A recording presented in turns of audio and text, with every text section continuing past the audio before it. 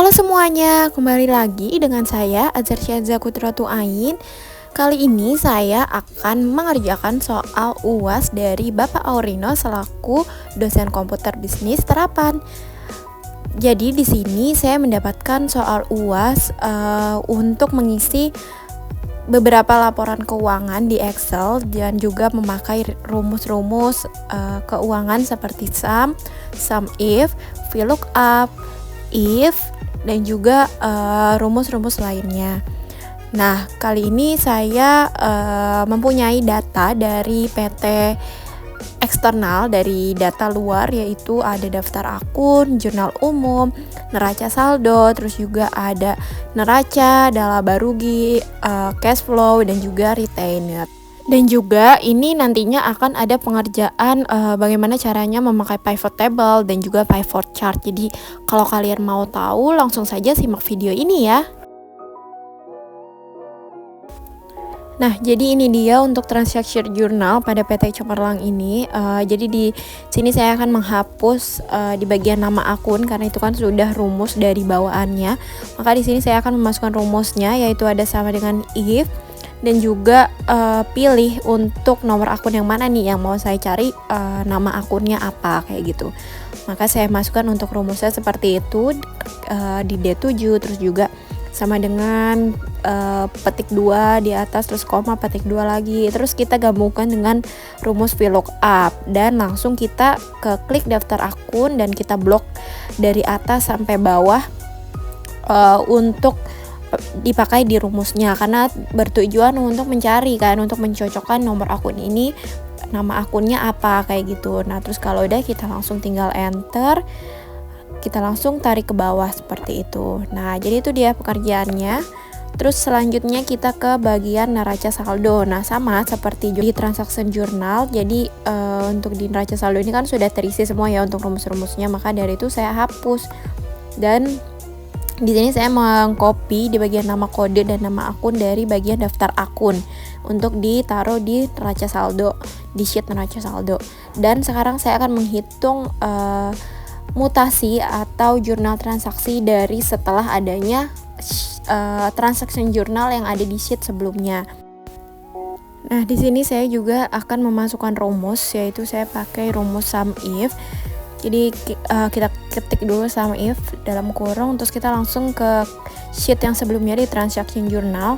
Karena bertujuan untuk mencari nominal dari nomor akun tersebut, maka saya blok di bagian nomor akun dari atas sampai dengan dari bawah. Terus jangan lupa diabsolutin supaya rumusnya kalau ditarik ke bawah tuh tidak bergeser kayak gitu. Jadi jadi rumusnya tuh pasti dari D7 sampai D110 kayak gitu.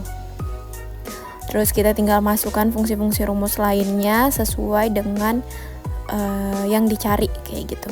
Nah, kalian bisa lihat langsung aja ya di video ini untuk cara pengerjaan rumusnya.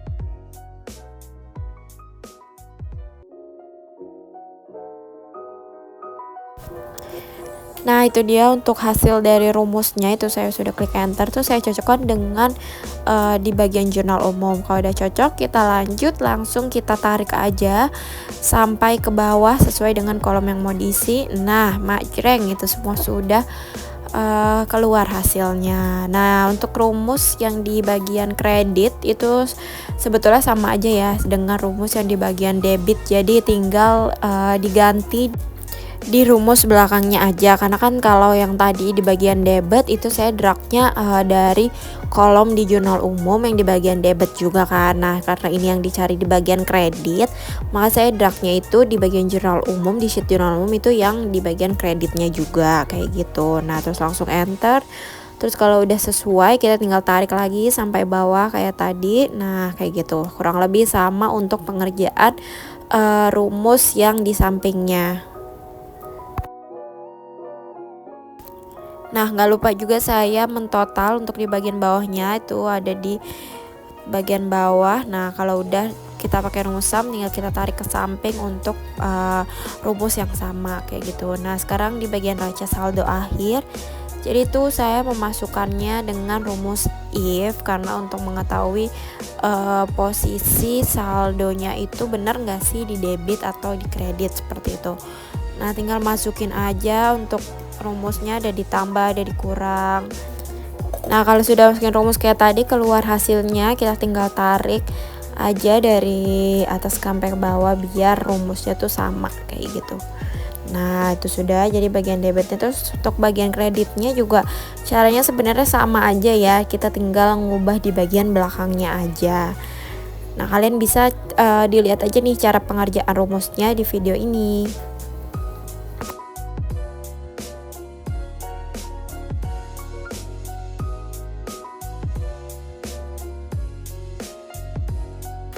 Nah jadi itu dia untuk neraca saldonya, dan sisi saya langsung ke laporan neraca. Nah karena laporan neracanya udah ada nama akun, jadi nama akun ini saya hapus karena sudah terisi rumusnya, dan ini saya akan memasukkan lagi rumusnya sesuai dengan pengerjaan saya. Nah ini ada saya memasukkan dengan rumus VLOOKUP, jadi diklik aja tuh kode akun yang akan mau dicari di bagian tadi di sheet neraca, terus tinggal kita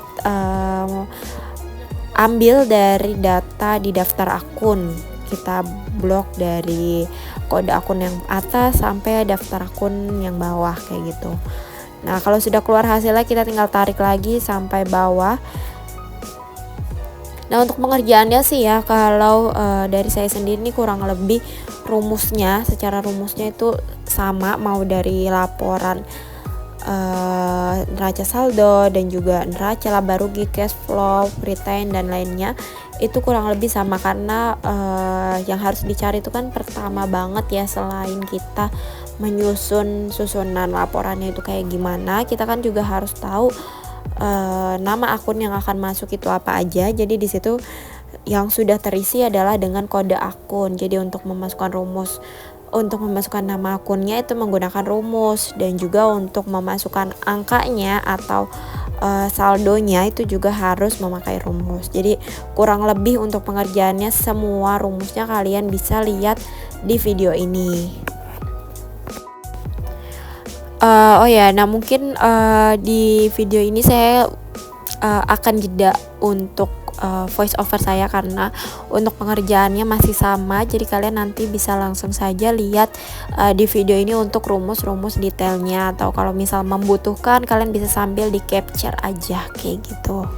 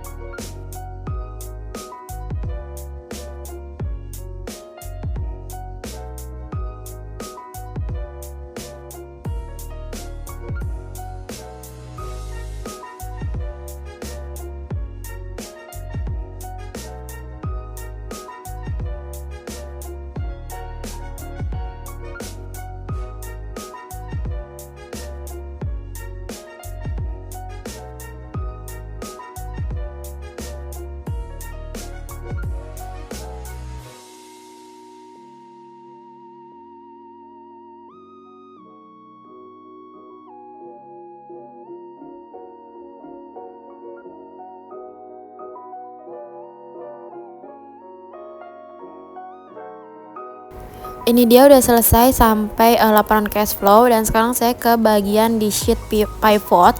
Jadi untuk yang pertama pengerjaan pakai pivot itu pengerjaan buku besar ya. Jadi dari transaction journal ini saya blok semua, terus langsung ke pivot table, terus langsung kita create pivot table, kita select range-nya, terus saya pilih ke new worksheet taruhnya.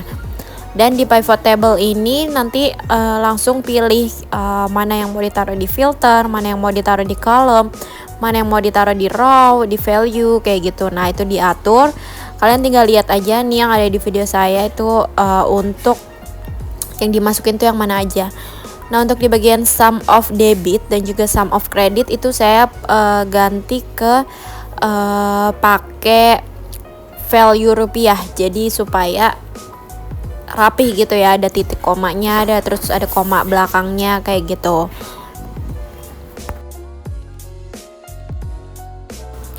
Nah kalau udah, selanjutnya ini saya ke bagian di sum of credit. Di kolom sum of credit itu saya klik fields item and set, terus saya ganti di bagian name-nya itu saya ganti sum of saldo, karena bertujuan untuk menambahkan kolom baru tapi dengan rumus pivot kayak gitu. Jadi name sum of saldo, terus formulanya adalah debit dikurang kredit. Nah itu juga sama untuk value field offsettingnya saya ganti menjadi general ya, karena biar mendapatkan hasil 0 kayak gitu. Terus di kolom nomor akun itu di analyze di bagian pivot option, terus ke display itu kolom yang kedua itu di checklist. Terus lanjut ke di kolom tanggal itu langsung kita subtitle tanggal, jadi kayak kita ambil intinya aja di bagian tanggal. Terus juga di bagian samping all itu kita masukin rumus VLOOKUP itu untuk mengetahui semua akun yang ada yang kita punya gitu, yang si PT itu punya kayak gitu, untuk bikin masing-masing dari buku besar setiap akunnya kayak gitu. Nah untuk caranya kalian bisa lihat di video ini ya. Nah terus kita ke kolom yang all, kita klik tanda panahnya, terus kita select multiple item. Kenapa dipilih semua? Karena itu pengen dibikin buku besarnya masing-masing kan. Nah terus kita di analyze lagi, terus ke option, terus langsung ikutin deh tadi arahan yang tadi, terus langsung dia otomatis tuh kayak kebikin gitu loh kolom-kolom buku besarnya. Nah ini tinggal dirapin aja biar penglihatannya tuh jadi lebih nyaman kayak gitu ya. Tuh semuanya sudah saya rapihkan. Terus jangan lupa ganti sheetnya menjadi buku besar. Nah ini jadi kayak ringkasan aja sih, depannya ini ringkasan buku besar, dan di sheet-sheet selanjutnya itu ada per akunnya kayak gitu.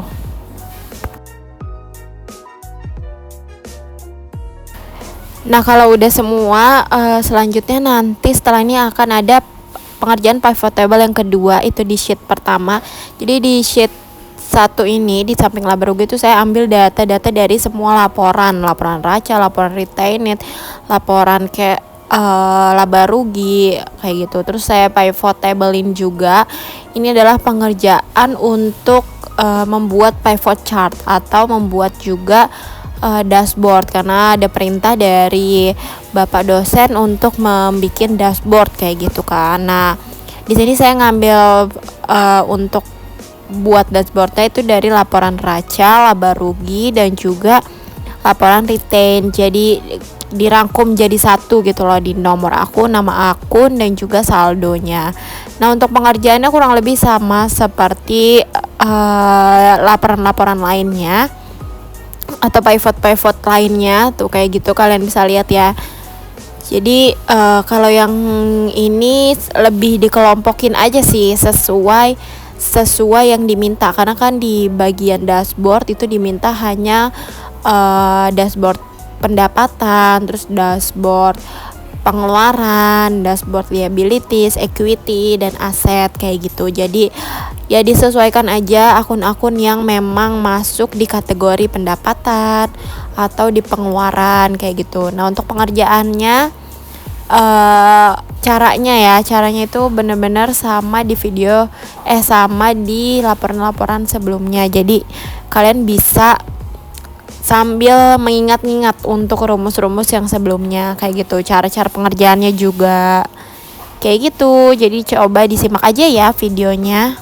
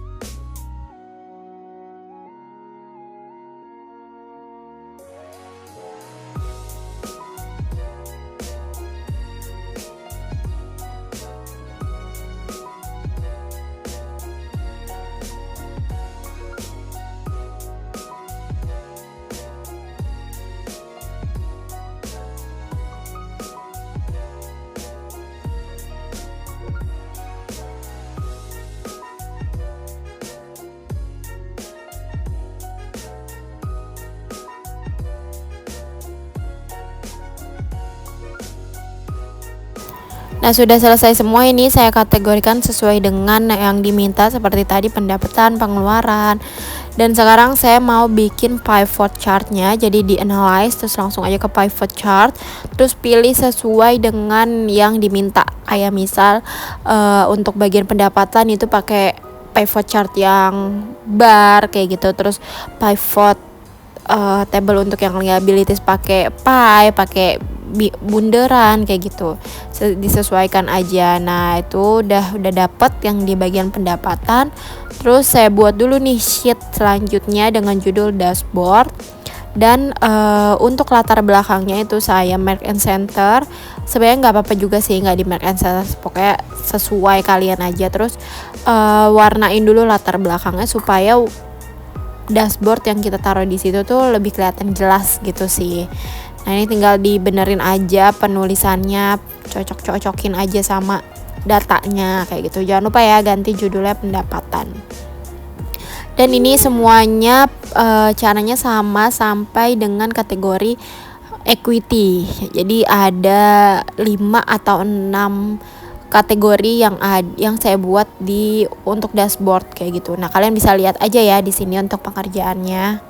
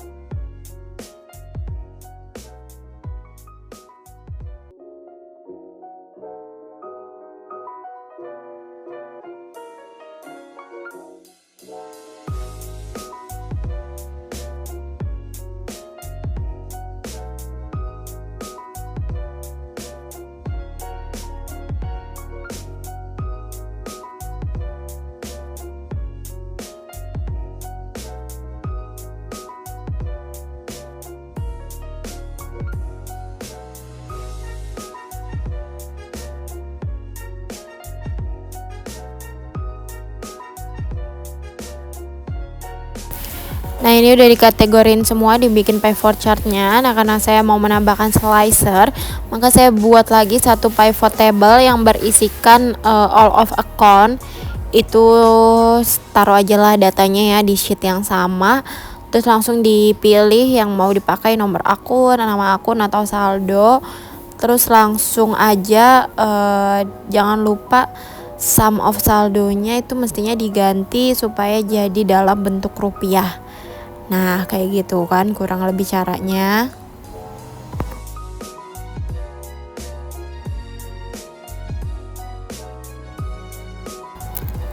Nah kalau sudah semua oke, langsung saja di blok dari atas sampai bawah yang di bagian all of account, semua nama akun dan nomor akun. Terus langsung saya dibuat slicer. Jadi untuk slicer itu ada di bagian analyze dan nanti itu kalian bisa langsung klik ada tulisannya slicer kayak gitu ya. Dan untuk slicer tinggal ditambahin aja nih, kalian bisa lihat di video ini. Ini lagi diatur dulu untuk penempatannya yang bagus tuh di mana kayak gitu. Dan tadi karena sudah langsung dibuat slicernya, maka untuk slicernya saya taruhnya di samping total all of account, jadi biar bisa diganti-ganti kayak gitu. Nih kalian bisa lihat deh titiknya itu kan berubah-ubah ya. Jadi setiap saya klik di bagian nama akun tuh kayak contoh akun payable itu tuh jadi datanya berubah-ubah karena kan emang sesuai data yang ada atau data yang dimasukkan kan kayak gitu.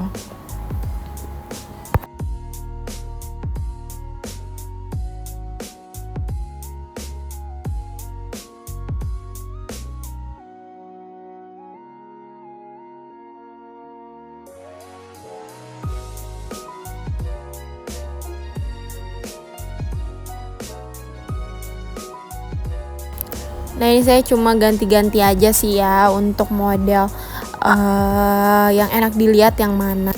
Jadi itu dia untuk penjelasannya. Jika kalian suka dan video ini bermanfaat, jangan lupa like dan juga subscribe.